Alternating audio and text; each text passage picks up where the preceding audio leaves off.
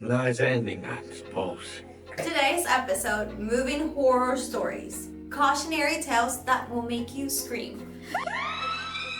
I'm gonna start with this crazy one. You ready? One of my cousins moved from South California to Chicago after college. His new employer was fantastic. They hired a company to inventory his house, a moving company, a storage unit in Chicago, and rented him a furnished apartment until he could find something he liked. Nice. Then all his stuff vanished off the face of the planet, and the moving company started pretending to have never heard of him. Good.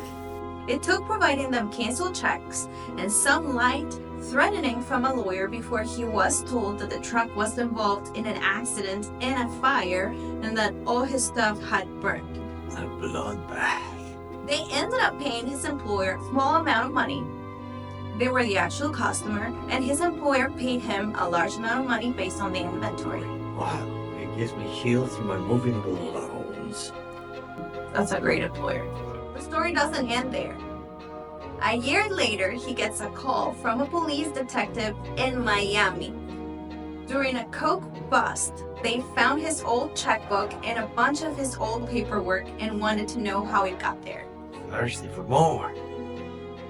Crazy? Oh my god. Really? The moving company told me that the stuff burned in an accident. Did you find anything else? Because if it didn't burn, I'd really like some of it back. That made the detective very interested, so he faxed the Miami police pretty much all of the paperwork from his move. 6 months later, he gets a package at work sent by Miami Police Department. It contained his undergrad diploma, his high school ring, 2 photo albums, and a leather jacket he hated. That sounds like the worst horror moving story ever. Like how would they even have this stuff if everything else got burned? And you know, like a real legit moving company, if something like that happens, they do have insurance to protect any God's doing. Crazy.